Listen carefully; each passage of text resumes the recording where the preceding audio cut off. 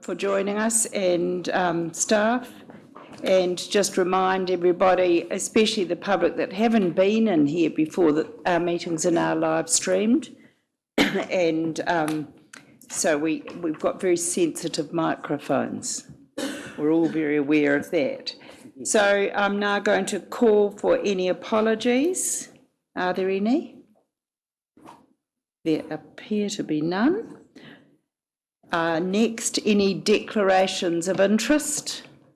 Councillor Sturt. Yes, Your Worship, I have to declare a conflict of interest with regard to the first item. My company has been, that I work for, has been intricately involved in the development of the special housing area in conjunction with the homeowner, and I will also be involved in auctioning those properties as they come on the market. So I believe I should declare not only a conflict of interest, but a perceived conflict of interest, and remove myself from the meeting. Yeah. Thank you, Councillor Sturt. I absolutely accept your position.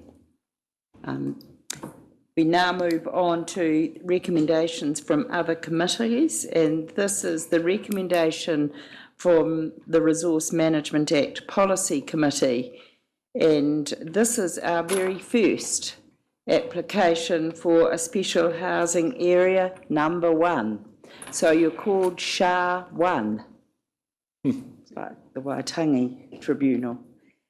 So do I have a mover and a seconder that the report recommendations from the Resource Management Act Policy Committee Special Housing Area number 1 be received? Thank you.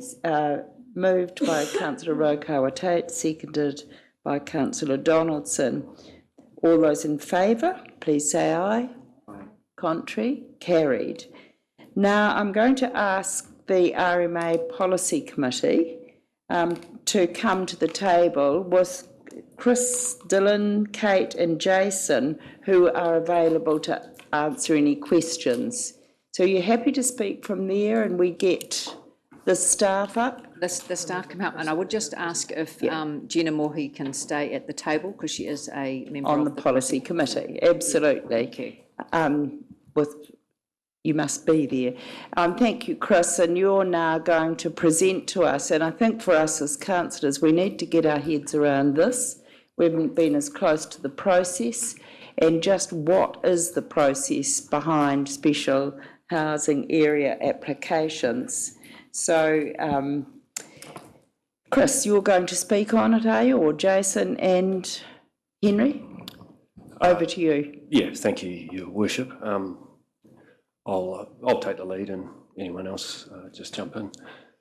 Thank you, and apologies to those of you that have seen something similar before, but we just thought we'd go through this presentation as an introduction to special housing areas and how we've got to where we are today with considering 2 recommendations. Firstly, legislation introduced in 2013, a response by the National Government to concern at the cost of housing, and primarily responds by increasing the supply. So the basic premise is you increase supply, you increase affordability. And it does that in 2 main ways. Firstly, by identifying new areas of land as special housing areas that wouldn't otherwise perhaps be nominated for development through the Resource Management Act, and also it reduces timelines, and an aspect of that is the ability to object as constrained, so that also helps to reduce timelines. This is the basic stream of bringing land to market or developing land, and I'll talk about it in more detail in the following slides, numbers 2, 3 and 4.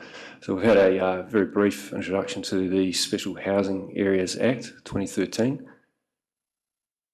Rotorua Housing Accord was agreed between the government and the council in August last year, and that agreement was made because Rotorua was considered to be experiencing affordability issues, and you've got the numbers there. Particularly house price increased 24.6%. And also we're considered, or the government entered into an agreement with the council because we're also medium growth area. We have over 30,000 inhabitants, and also our population growth is predicted to increase beyond 5%, 7.2%, 2013 to 2023. The Rotorua Housing Accord, that's basically an agreement between the council and the government to tackle affordability, and the accord includes a number of ways by which the affordability is to be tackled. One of them, for example, is completion of the spatial plan. Another component is the streamlining of the consent process, and what we're here today to discuss is identification of special housing areas and development of housing within those special housing areas. Under the Housing Accord, a special housing areas policy was approved in November last year, and that's a guideline for the identification of areas as special housing areas. It provides criteria that assist in that identification. Under the policy, SHAs, special housing areas, can be nominated by the council or privately. And lastly, the council recommends to the Minister of Housing and Urban Development that the special housing area be established. And importantly, it's a recommendation of the council to the Minister. The Minister has the final say. And then finally, once the SHA has been established, a application for a consent for a qualifying development can be made, and it traverses very similar matters to a resource consent under the RMA. So for example, stormwater, traffic, all those matters need to be addressed within that application. But it does differ in two main ways highlighted there, consistent with the Act. There's a streamlined consenting process, and objection rights are limited. Under Section 79 of the Special Housing Areas Act, if the resultant development is 3 stories or under, there's no appeal rights.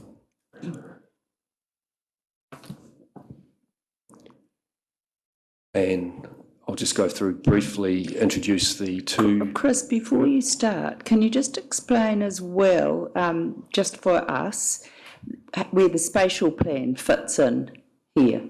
Yes, certainly. And then, we'll... Sure. One of the matters that has to be assessed under the Special Housing Areas Policy, approved last year, is consistency with the spatial plan. And actually in the subsequent slides, there are a couple of maps showing the location of the proposed areas in relation to the spatial plan. Madam Chair, are we setting our criteria prior to our spatial plan being finalised? No. No? No, I think if we hear this, you'll hear back. We set the criteria for the Special Housing Accord application. Yes, yep, with... Last year. Yeah, yes, November last year. Yep. This is the first proposed special housing area. This is at 31 Ongtaha Road. It comprises just over 15 hectares. It's bordered to the north by the Y to T stream, to the railway to the south, and to the established Ongtaha urban area to the east. Gee, I just do want to ask as we're going through, because I don't want to forget this, because I might. Was this nominated by RLC or privately? Privately. Thank you. Which in our policy can be instigated by RLC or privately. Carry on. And this is the slide showing the site's location in relation to the spatial plan. Should be noted that the spatial plan still is draft. The spatial plan, in terms of Nong Taha, does identify this site as an area for expansion of new residential. And so that is a matter that is can potentially be considered under the policy. And another aspect of the or another criterion requiring assessment under the policy is where it sits in relation to District Plan Map 102, and you can see the site. It's highlighted in yellow there, and the criterion under the policy demonstrates or shows preference for sites that are either adjacent to medium density land shown on map 102 or on land identified as low density or yellow. And just for background, this is the site's zoning, and I'll just highlight the, oops.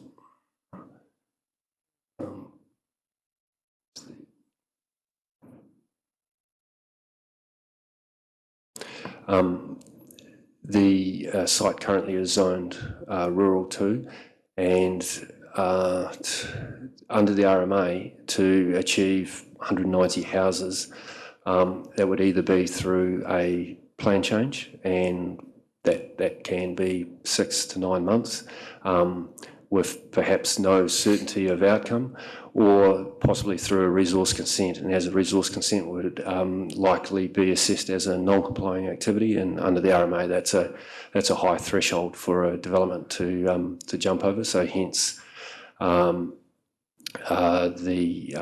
selection of the SHA process as an alternative, where the timelines are more expedited and certain, and perhaps there's more certainty about the outcome. Going now to special housing area number 2, the other proposed special housing area under consideration today. This is just across the river, the Waititi stream to the north, and this is on Hamarana Road, and it comprises about 12.5 hectares and borders rural land across the Waititi stream to the south, north and east. This is, as per the special housing areas policy, the site's location in relation to the spatial plan recommendations for this area.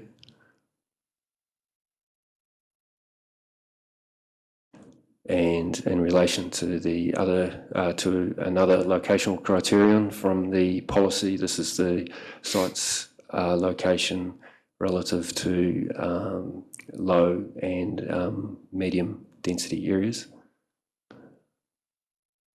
And just for completeness, this is the site's zoning under the operative district plan, and it's zoned rural 1 under the current plan. Thank you.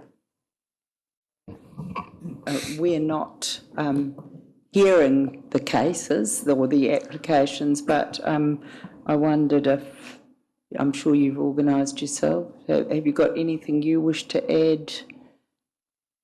Councillor Hunt or Kent? Or just briefly, really, is that the council signed off a special housing area policy following the accord, and that policy has what's guided our committee's decision making with these 2 special housing areas. And I think that probably it's best to respond to questions as they come from the floor, because I think that Chris has given a very good overview to the background, and it is new. It's a new piece of legislation, and so we are happy to answer questions as they come. Great. Are there any questions? Councillor Kent. Yes, Your Worship. I'd just like to point out that because this is the first SHA that the Council's considered, The committee have actually looked at this at very great depth, and we've argued and debated to make damn sure we actually get it spot on in terms of decision making, because potentially this sets precedents for the future. So I can honestly say that we've probably been over efficient in terms of examining every word, every detail, challenging everything to make sure we get it right. I would make the point that basically all we're doing here is determining whether a potential site should be fast-tracked or not. That is a decision. It is not a decision as to whether this is a good potential site. It is not a decision as to whether this is good in terms of we want extra housing for Rotorua. This is, have we got all the evidence in terms of the Act, and does it comply strictly with our policy to enable us to say with absolute surety this should be fast-tracked, and as a result the rights of the community to object to it curtailed. So that's where we've come from. It's true that the decision today would then go to council and then to the minister. Oh, we're at council, that's right. We're at an extraordinary council in the afternoon. Yes, that's correct. And from here it goes to the minister. Great. Councillor Bentley, you had a question? Thank you, Madam Mayor. Just a query, just to satisfy my own self. Is this the old sale yards area being SH1? Was there stockyards area, sorry. Yeah, I think it is. This site was owned by Leper, and I think it was the old part of the old stockyards. As a follow-up to that first question then, it was reputed to have ground contaminants. Has that all been sorted? That's correct. That's identified in the information that accompanied the application, and that's been signalled as a matter that has to be dealt with as part of the next stage, the consent for the qualifying development. Questions? Councillor Rotorua. Thank you, Madam Chair. Both of these, 1 and 2, are they both privately nominated? Yes. Thank you. And I did hear you say, Chris, there'll be no appeal rights. Is that from the community, other members of the community, once it passes your RMA committee? That's it, dead and dusted, or? What happens now, if it's approved, then if it wasn't approved, the applicant really only has the ability to seek a judicial review as to why it wasn't approved. Right. But otherwise, if it's approved, the community has no ability to have input. At the application for consent, or the consenting stage for a qualifying development, adjoining landowners can be notified, but once and infrastructure providers and certain other parties, if those parties disagree with the outcome and the overall development is 3 stories or lower, they have no appeal rights. Oh, thank you. I would imagine that's why they're called special housing areas. Are there any further questions? Councillor Gould, sorry, and Councillor Donaldson. Thank you, Worship. I'm quoting from page 4. You've got 190 dwellings, and you've got 80 dwellings with density between 250 square metres and 350 square metres. Has the RLC changed its policy on the minimum size of sections?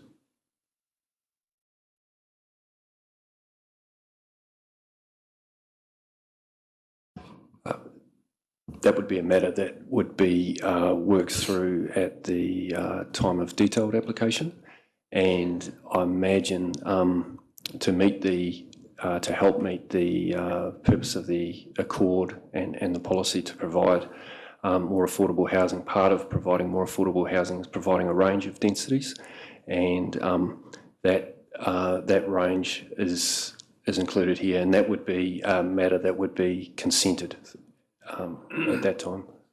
Question, the developer's up for all costs like roading, sewage, pipes, underground lighting, everything like that, is that correct as well? Sorry, could you repeat that, please? Are the developers up for all of the infrastructure costs? Right, yes, yeah, it has to proceed in the normal way that a normal subdivision would proceed.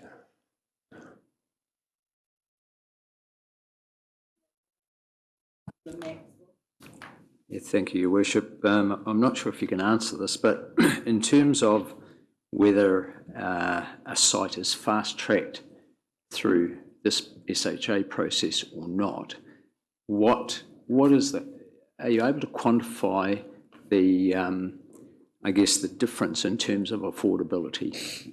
In any sort of quantum about how much that makes the end section more affordable or the end development more affordable? Thank you. Excuse me. Thank you, Councillor Donaldson. I'd probably be more comfortable at this point if perhaps the commissioners would could answer that. Affordability. You'll note, and I'll use SHA1 as the example, that while there are a couple of things we need to consider and we can put in as proposals, the one we chose was the residential building height to match our current residential. Yeah. We chose not to specifically put in a price for affordability. We felt that actually the fact that there were going to be smaller lots and smaller houses, about approximately 25% smaller than the average house size, that by itself and the fact of the area that it was in, that would actually take care of the affordability issue without hemming it in to a given price range. This is our first one. As they come on stream, that may change, but certainly when it goes through to the planners for a resource consent, they will be looking at house sizes to make sure there are a variety of house sizes which will necessarily be priced at a variety of prices depending on the size of those dwellings. Can I just get some clarification? You may have a bit of clarification. If I can sort of address a different aspect of your question there, in terms of if you consider that under a normal consenting process, the cost of compliance could also include going right through the environmental court and everything else before things could get underway. So one of the objectives of the SHA process is to short-circuit that and say, okay, there are no appeals to the environmental court and so on. If everyone is satisfied that this should be a fast-tracked housing development, then of course the cost in terms of compliance and the speed of completion would come down.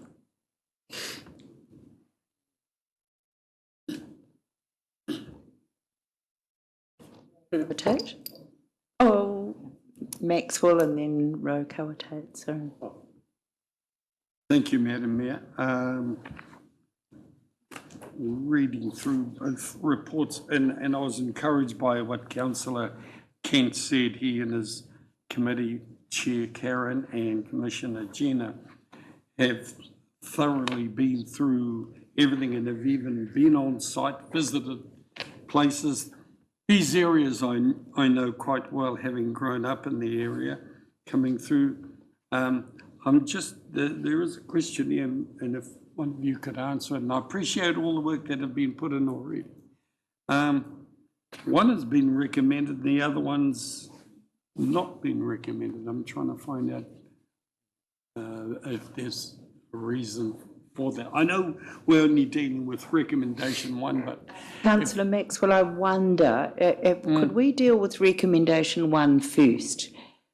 Because if ever we're going to get to grilling on issues of confidential or commercial nature, we're going to have to go into confidential. So some of the questions you're asking may have a commercial impact. So could we just look at SH1 first? Because that's what we've got before us, that recommendation, then we'll move to SH2. You're right. Yeah, no, I'm guided by the chair, but Yeah. I appreciate a lot of work has gone into it already. Councillor Donaldson, Your Oh, worship, sorry. I'm happy to move recommendation 1, part 2. you're happy too. Right, we have a mover, seconded Councillor Bentley. You had another question. Just one more question. It's been brief on the consultation with tangata whenua and that. Have they been by way of meeting with your committee and or have the local tangata whenua been involved? What has been their involvement? Oh, kia ora. So Thank you, Jen. in the SHA area, it was pointed out during the hearing that the hapu that had been consulted was incorrect. They had consulted with Ngāti Rangiwihi, although there was no reply from Ngāti Rangiwihi. I pointed out that it was not actually the mana whenua. And so that was sent back to the applicant, and I understand they had been given that. They had then made contact with And Ngāti Wally. Rāranui? Pardon? And Ngāti Rāranui? They'd spoken with Wally, as I understand. It was Wally hard to Homaha. hear, Gina. The opportunity was given. One of the hapu responded and another. So initially the applicant's planner had contacted the wrong hapu, and they hadn't had a response. They were then later directed to Ngāti Ngāraranui, and I understand during the hearing we were advised he'd spoken directly with Wally Homaha, who's the chair of the marae. Thank you. Any, Have a question, and it's probably one for Councillor Kent, I suspect. How are we going to know that the houses actually will be affordable?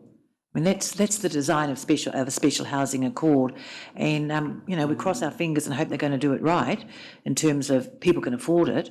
But do we just say, well, good luck to you and hope it comes out all right, or do we have any role in that area? I did Sorry. begin, Councillor Kent. I did hear Councillor Hunt talk about Yes. the land size, which probably dictates a Yes. smaller, more affordable house. But if you have something else. Yeah, the size of the land itself will help determine the affordability of your houses. Obviously, if you put a lot of houses on the market at the same time, they've got to be pretty affordable, otherwise they're just not going to sell.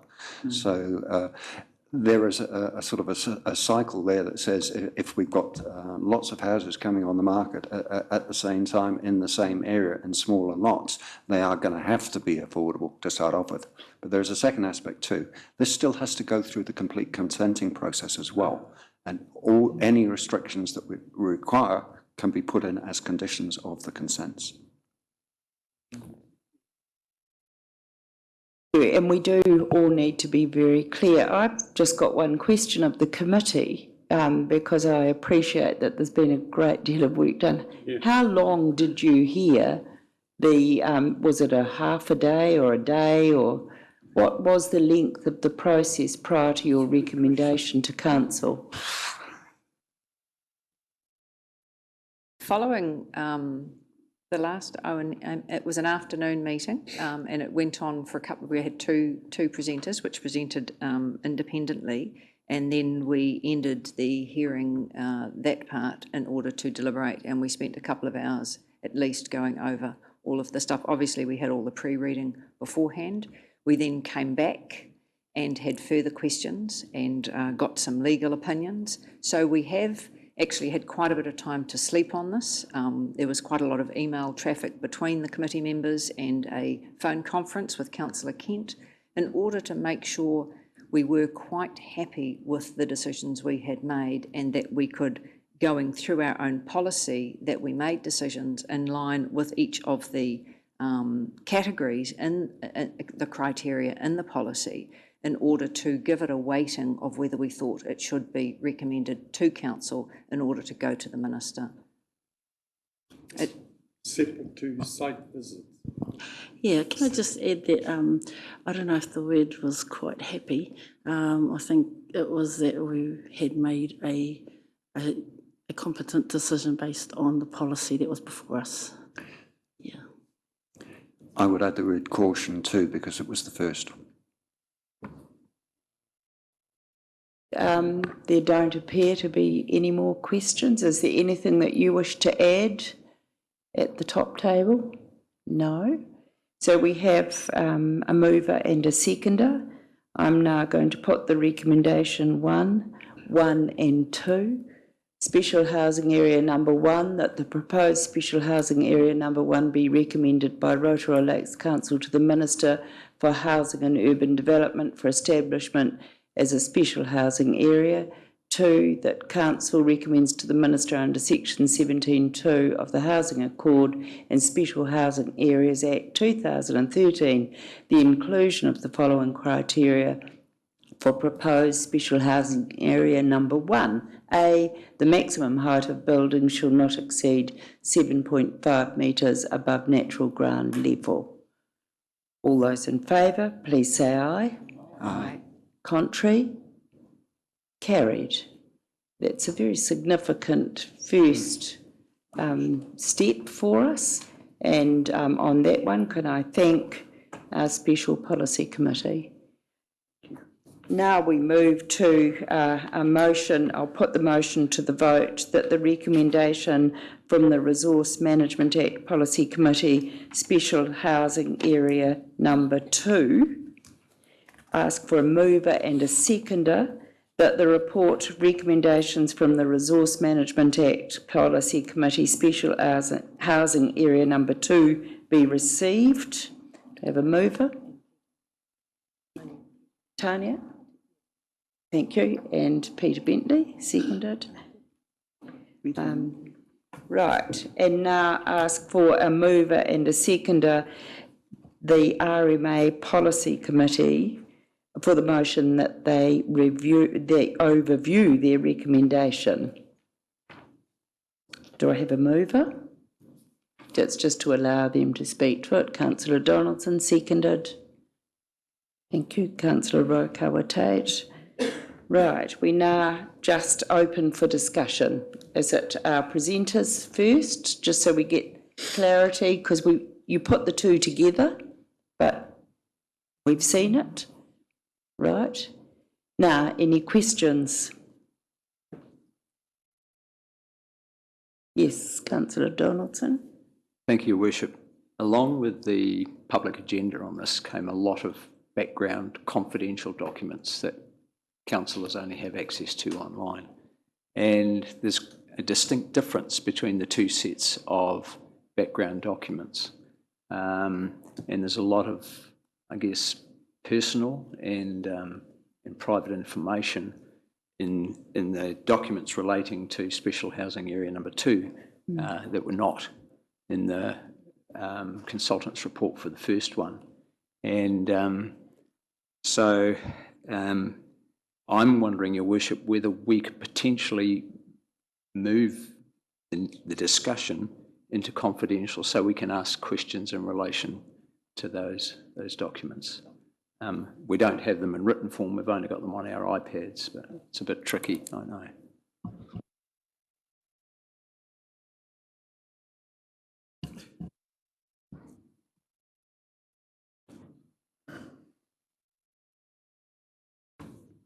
So that we get the process clear, there may be other wide-ranging questions councillors want to ask without the commercially confidential aspects. So we can open for questions on those first.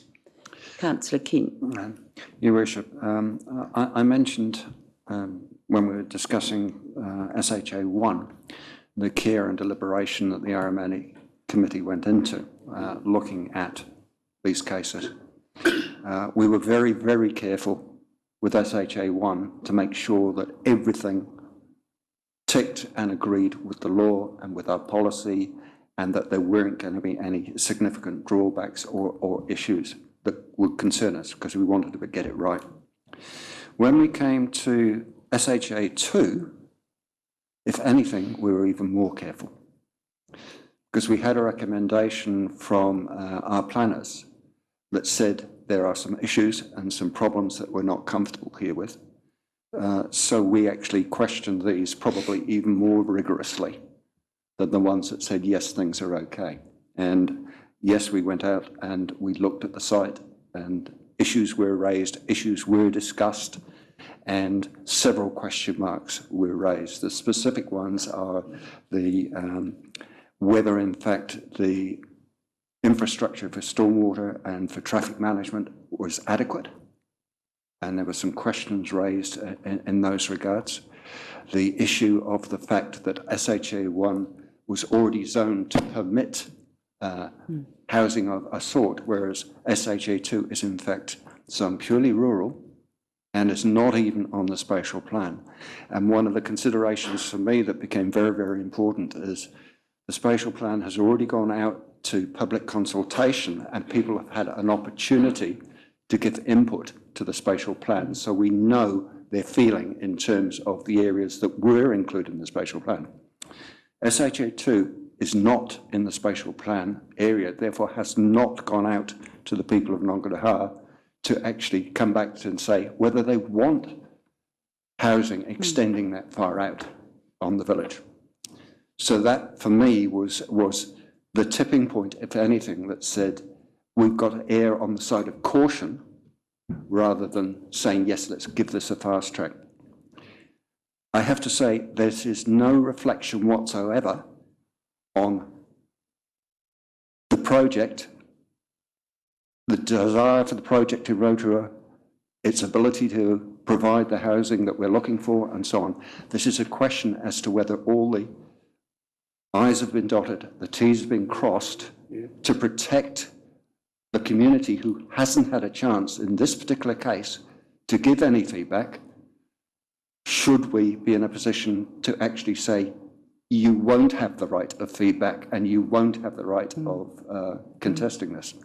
And basically the committee came to the conclusion that we agreed with the planners, that there were too many question marks for us to fast track it. That doesn't mean to say that's the decision based on the evidence that was put to us at the hearing. And when we saw it may change, they may come back with another application. They may go through the normal planning processes. It may end up exactly as a housing area and everything else. But to fast track it, it has to comply with the law and it has to comply with our policy.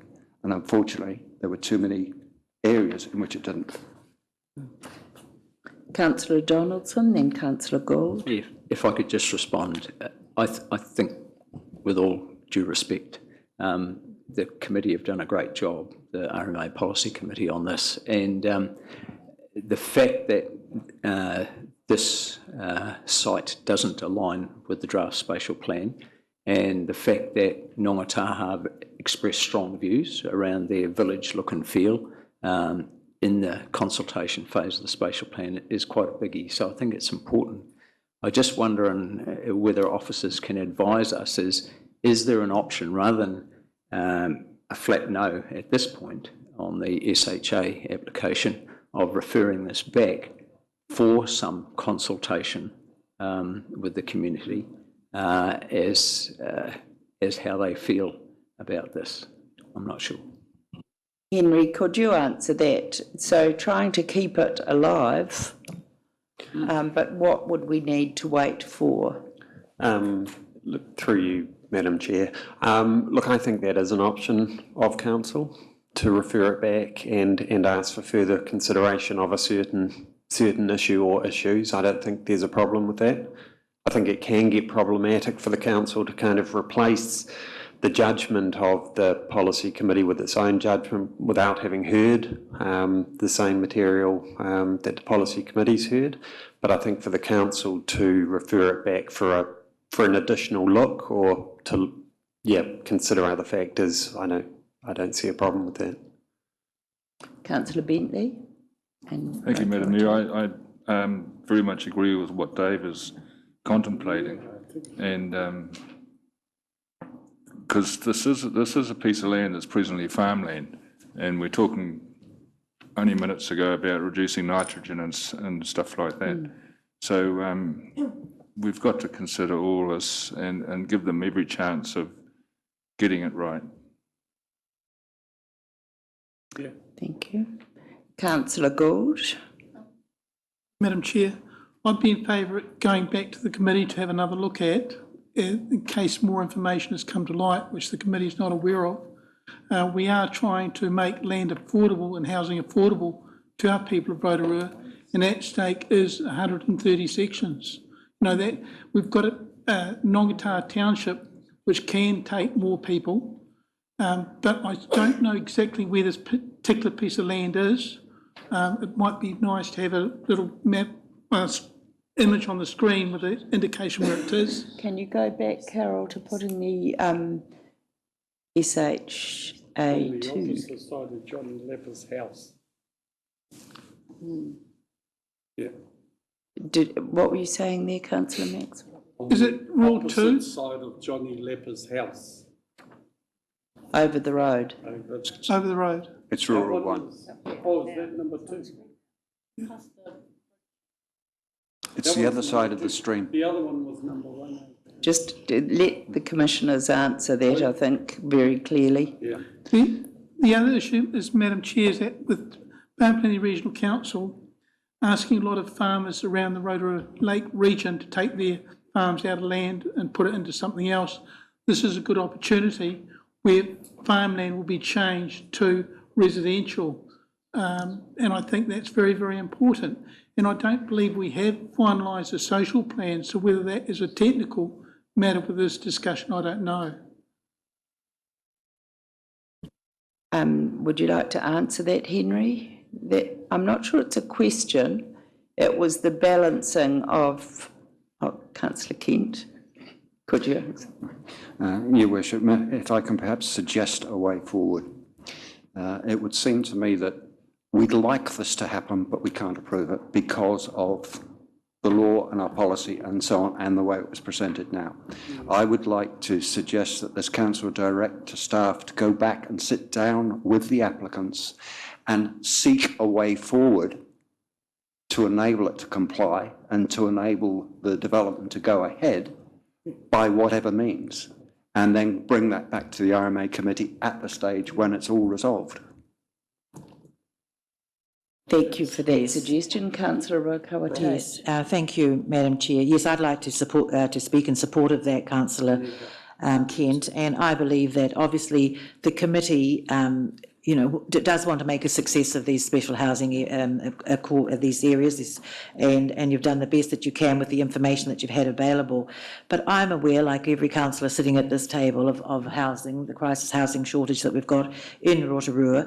So anything that we can do to make it happen within the boundaries of our criteria, etc., I think we should be putting every effort into that. What does concern me, though, and I heard you say, this is around the draft spatial plan, and this one here doesn't align with the spatial plan that's being consulted on at present. So are we likely to see other applications come forward that might fall into the same hole, big black hole? Well, not big black hole, but fall at that hurdle as well. Is that likely to happen? I'm not sure. Or is the question, when will the spatial plan be completed? Yes, but it could just fall outside of that because of where the location of the proposed housing projects might be. I'm not sure if I've got that right, but... It is a potential possibility, but I think it's worth bearing in mind that while the SHA Act gives the ability for council to put development, a proposal may come in the middle of a rural area, and we could decide to do that. We also have to think, actually, does that fit the long-term goals and all the other things that we have to consider as a council? So it's very easy to think, yes, we want more houses, and we do. There's no doubt about that. There's no argument, and we want affordable houses. But we do have to weigh that up with the other considerations of reverse sensitivity in rural areas. Effectively, this legislation allows all of those concerns from rural neighbours who actively farm with their choppers, with their roosters, with their farm machinery, with their blowflies and all the things that come with the rural environment to be having the problems of an urban neighbourhood suddenly on their doorstep, and then all those issues. So while that doesn't prohibit or mean that it couldn't happen, I think the wider public conversation around this is actually beneficial for the whole region. Because yes, we know, and we've seen it, farmland turn to houses. And we want to do this in a way that's managed, that fits with the aspirations of the wider Rotorua district, as well as the Ngātaha community. And I don't see that, I'm very happy, and Gina's nodded as well, that it comes back to us and gets some work done. It may be presented as a SHA in the future, or it may simply come in after work's done into council in the normal manner, and that will be something that obviously we can't judge at the future. In the meantime, the spatial plan will end up sooner than later becoming active, and while it has no statutory teeth to it, it certainly is our guiding aspirational document for our community. So I hope that answers that for you, Councillor. Councillor Donaldson. Thank you, Your Worship. Can I seek your leave to withdraw the recommendation as mover, and I've spoken to Councillor Rokawa Tate, and substitute the recommendation with this one, that the report Special Housing Area Number 2 be referred back to the RMA Policy Committee for further consideration. Part 2, that the committee, following its further consideration and taking into account any further information provided by the proponent, submit a report and recommendation on proposed State Housing Area Number 2 to Council for its consideration. Thank you. You're moving that. Yes, yes, it's quite lengthy. Shall we let Carol? Do I have a seconder? Medipeka, sorry, Medipeka, you had seconded it. We'll just wait till we've got it typed up so we can all read it. That's right. Get our heads around it and then understand.